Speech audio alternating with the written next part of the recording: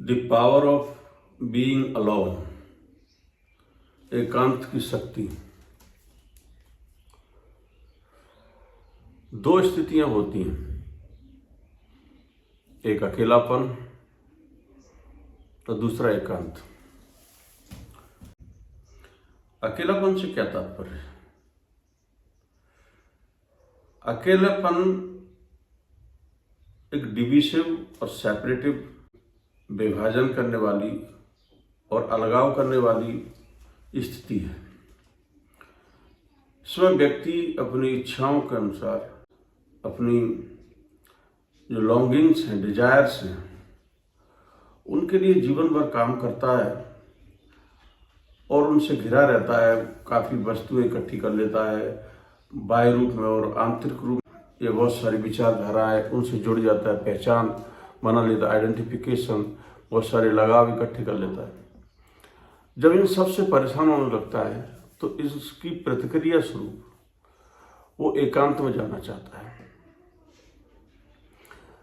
जो उसने लगाव किए थे, जो उसने आइडेंटिफिकेशन या पहचानें बनाई थी, जो कुछ भी बाह्य रूप में इकट्ठा किया, भौतिक रूप में और आंतरिक रूप में जो भी उसने भावनात्मक रूप में जो भी लगाव और विचारों का संचयन किया अपने मन में, वो सब जब उसे कचोटने लगते हैं, परेशान करने लगते हैं, तो वो एकांत की तरफ भागता है। तो ये प्रतिक्रिया हुई अकेलेपन से बचने के लिए, अकेलेपन के दर्द से, उस वेदना से बचने के लिए व्यक्ति एकांत में जाना चाहता है। तो एकांत क्या होता है? एकांत के लिए इंग्लिश वर्ड है अलोन, अलोननेस। इसका अर्थ होता है ऑल इन वन, अपने आप में पूर्ण है, कंप्लीट है। उस अवस्था को एकांत कहते हैं। एकांत में अकेलेपन के विपरीत कोई विभाजन नहीं है, कोई अलगाव नहीं है। ये अपने आप में पूर्ण है। जो हमारा स्वरूप है वो पूर्ण है। उस स्वरूप की स्थिति को हम एकांत कहते हैं, जिसमें सब अंत हो जाए। सब अंत का मतलब है बाह्य की सारी जो अक्यूमुलेशंस हैं या जो भी जुड़ाव हैं या जो कुछ भी इकट्ठा किया जा सकता है, उस सब से जो लगाव है उसका अंत। और आंतरिक रूप से जितने भी भावनात्मक लगाव हैं, जितने भी विचारों के द्वारा लगाव है, चाहे वो विचारधाराओं से हो, चाहे वो व्यक्तियों से हो, चाहे वो इच्छाओं से हो, वो सारे लगाव जब अंत हो जाते तो उस अवस्था को एकांत कहते हैं। अब इस अवस्था को पाने के लिए जो अकेलेपन से परेशान थे, उसके विपरीत में, उसकी प्रतिक्रिया में जब एकांत के लिए जाते हैं तो संसार को छोड़ देते हैं, घर परिवार को छोड़ देते हैं। बाह्य रूप से तो संसार को छोड़ देते हैं, लेकिन आंतरिक रूप से वो वैसे के वैसे ही बने रहते हैं। आंतरिक रूप से वो छोड़ नहीं पाते हैं। जो मन के लगाव है या मन की जो भी गतिविधियां हैं वो वैसे के वैसे ही लिप्त रहते हैं। वही इच्छा है, वही चाहते हैं, वहाँ भी उनके साथ रहती हैं और उनके आंतरिक रूप से कोई परिवर्तन या उनके आंतरिक रूप से कोई क्रांति उनके अंदर नहीं होती। जबकि एकांत का अर्थ है कि आंतरिक क्रांति। इसका तात्पर्य है कि आप संपूर्ण रूप से पूर्व ज्ञान, जो पूर्व सूचना, जो हमारे मन को संस्कारित करती है, हमारे मन को विकृत करती है, जिसकी वजह से हमारी दृष्टि और समझ विकृत होती है, जिसकी वजह से समझ में और दृष्टि में फर्क आता है। हम सत्य को समझ नहीं पाते, झूठ को समझ नहीं पाते। ऐसे पूर्व ज्ञान और जो आंतरिक ज्ञान है, जो भी साइकोलॉजिकल एक्यूमुलेशंस रहते हैं, जिसको कहते हैं मनोवैज्ञानिक, जो हमने इकट्ठा कर रखा है, जो हमारा मन लाखों साल से, हमारा व्यक्तिगत मन है, ये एक सार्वजनिक मन है, एक सार्वभौमिक मन है।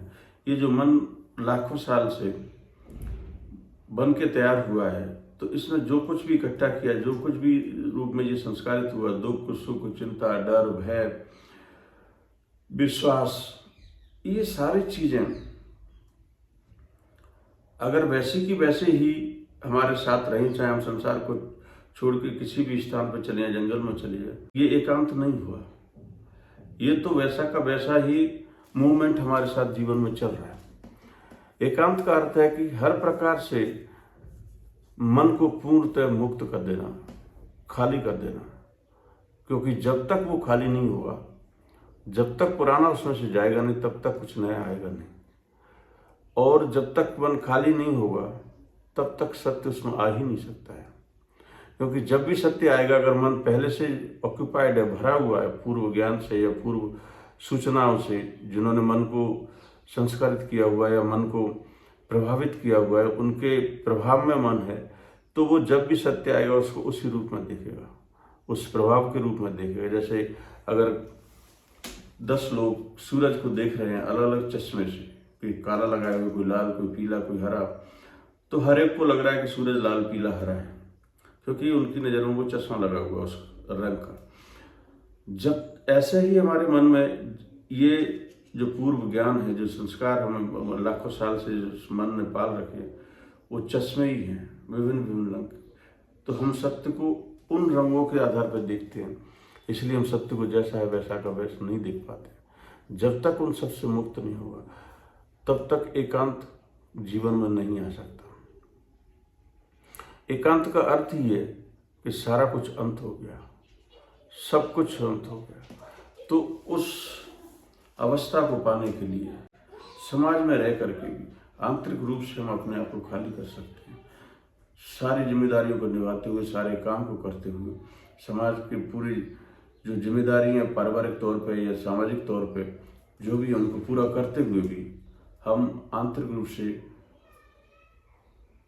एकांत की अवस्था में जा सकते हैं। और एकांत की अवस्था में ही संत बनता है। संत का भी अर्थ है सब कुछ अंत हो गया। एकांत और संत एक ही मूल से निकले हुए शब्द हैं। तो इनके अंत के लिए हमें अपने मन को सजग करना होगा, क्योंकि जब तक जागरूक नहीं होंगे, सजग नहीं होंगे, तब तक हम उस पूर्व के जो ज्ञान में मन संस्कारित है या प्रभावित है, उससे मुक्त नहीं हो सकते। मुक्त मन ही सत्य के द्वार खोलता है, मुक्त मन में ही सत्य का आविर्भाव हो सकता है। तो उस मन को प्राप्त करने के लिए हर पल हर क्षण हमें जागरूक होना होगा हमारे मन की गतिविधियों के प्रति। वो क्या सोच रहा है, क्या कर रहा है, क्या चाहता है, किस तरह से उसके अंदर लहरें उठती हैं, किस तरह से उसके अंदर भावनाएं आती हैं, उन भावनाओं के प्रति सजग होना होगा, बिना जजमेंट दिए हुए, बिना कोई उन पे कमेंट किए हुए, बिना को छेड़े हुए। अगर हम सजग होने में सक्षम होते हैं तो धीरे धीरे हमारा मन खाली हो जाता है।